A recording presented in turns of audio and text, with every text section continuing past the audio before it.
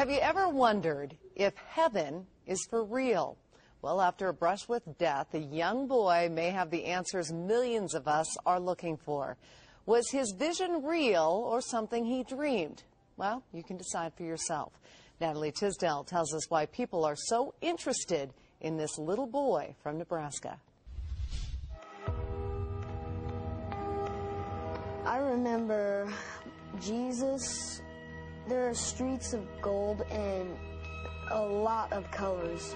I sat in Jesus' lap and then I felt just safe.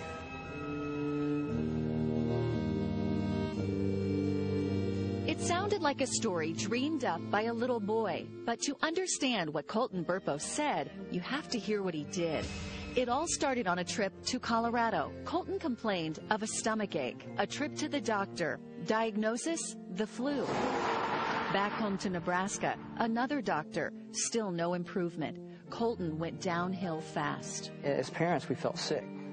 You know, what we could have done different. Man, we did this wrong. Turns out for 5 days he suffered misdiagnosed. The then 3-year-old had a ruptured appendix. While in surgery, his parents, Todd and Sonia, prayed in separate rooms. They thought they had lost him.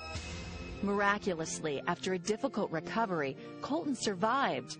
But his story is far from over. There were things Colton did and things he said after the surgery that were out of the ordinary.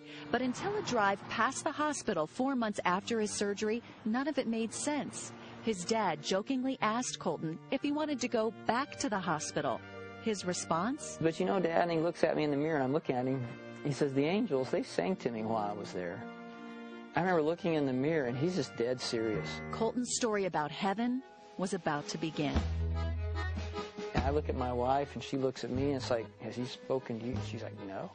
Her eyes are probably as big as mine and I'm sitting here going, he's never talked to me about angels before. While in heaven, Colton says he saw many things and met many people, including Pop, his great-grandfather who died 30 years before Colton was born.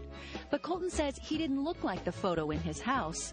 A picture sent months later by his grandmother was more like the man he met, a young man without glasses. And perhaps the most shocking part of Colton's story. Stands right in front of his mom and is like, Mom, I have 2 sisters. But he only has one sister. You had a baby die in your tummy, didn't you, Mom?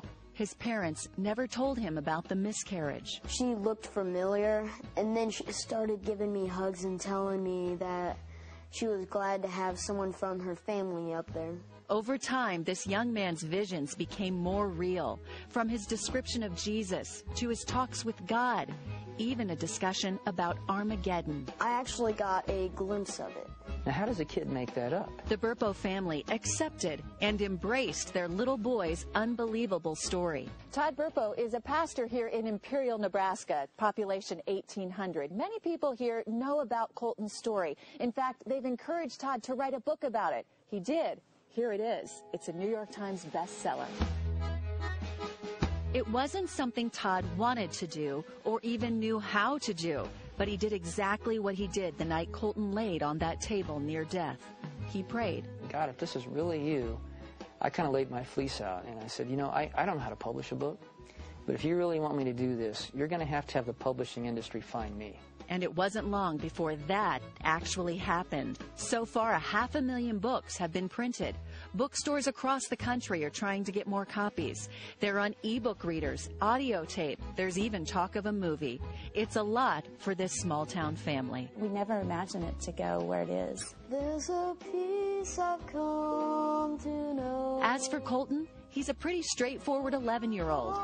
He likes music, he wrestles, and he prays to the God he describes as God. He's the biggest one in heaven. He can hold the earth in his hands. I don't know why God picked us. We're just normal people, but God did a remarkable miracle for us. Natalie Tisdale, Fox 31 News. Wow. So, what do you think? You know what? I think that little kids can't make up some things. I'll tell you what. I believe it for one reason. This is the latest in a long line of stories I've heard, starting with my own mother, who had a near-death experience. Yeah, absolutely. And said to me when I was a little kid basically the same thing. And I've heard many stories like that.